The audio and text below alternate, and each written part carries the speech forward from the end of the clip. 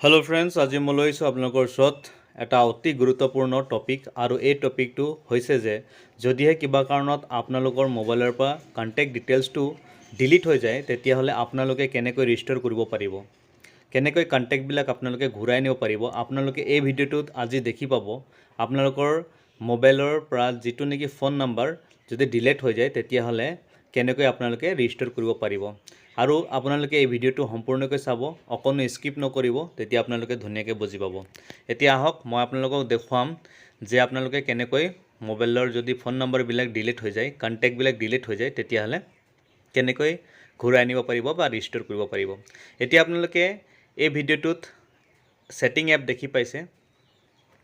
এই ভিডিঅ'টোত আপোনালোকে এই সেটিং এপটোত পোনপ্ৰথমে গৈ পেলা ওপেন কৰি ল'ব লাগিব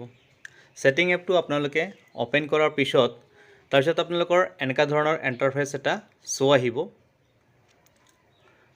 এনেকা ধৰণৰ ইন্টাৰফেস এটা আপোনালোকৰ শো কৰিব আৰু ইয়াতে আপোনালোকে কি কৰিব লাগিব স্ক্ৰল কৰিব লাগিব লাহে লাহে স্ক্ৰল কৰি পেলাই ওপৰলৈ লৈ যাব লাগিব তাৰপিছত আপোনালোকে ইয়াতে আপোনালোকে এটা দেখি পাইছে অপচন গুগল বুলি পেলাই লিখা আছে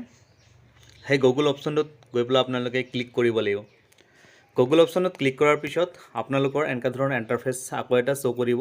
ইয়াতে আপোনালোকৰ গুগল আৰু আপোনালোকৰ নিজৰ নামটো লাব তাৰ পিছতে স্ক্ৰল কৰিব স্ক্ৰল কৰাৰ পিছত আপোনালোকৰ ইয়াতে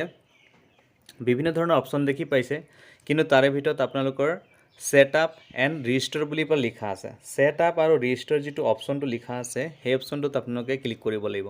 আৰু ইয়াতে বিভিন্ন ধৰণৰ অপচনবিলাক আপোনালোকে দেখি পাইছে কিন্তু আপোনালোকে সেটআপ এণ্ড ৰিস্টোৰত ক্লিক কৰিব লাগিব সেটআপ আৰু ৰিস্টোৰত ক্লিক কৰাৰ পিছত আপোনালোকৰ সেটআপ এণ্ড ৰিস্টোৰ বুলি পেলাই ইয়াতে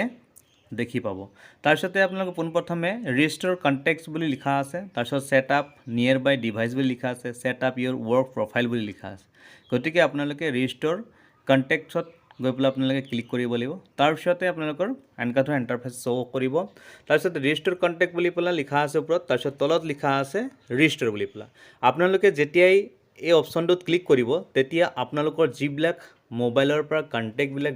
ডিলিট হৈ গৈছিল সেই ডিলিটবিলাক গোটেইখিনি আপোনালোকৰ ৰিস্টোৰ হৈ যাব আকৌ আগৰ দৰে হৈ যাব আপোনালোকে কন্টেক্টবিলাক বিচাৰি থাকিব নালাগে গতিকে আপোনালোকে এই ভিডিঅ'টোত এই সেটিংটো কেনেকৈ কৰিব লাগে আপোনালোকক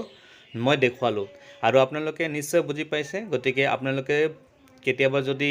আপোনালোকৰ এনেকা প্ৰবলেম ফেস কৰিবলগীয়া হয় তেতিয়াহলে আপোনালোকে এই সেটিংটো কৰি ল'ব পাৰিব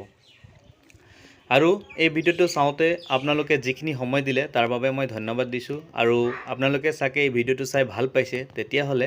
আপোনালোকে লাইক কমেন্ট সাবস্ক্ৰাইব আৰু শেয়াৰ কৰি দিব আৰু বন্ধু বান্ধৱসকললৈ শেয়াৰ কৰি দিব আৰু লগতে বেল আইকনটো দবাই দিব আৰু এনেকা ভিডিঅ' মই পিছলৈকে লৈ আহিম গতিকে আপোনালোকে লাইক কমেন্ট সাবস্ক্ৰাইব আৰু শেয়াৰ কৰিবলৈ নাপাহৰিব থ্যাংক ইউ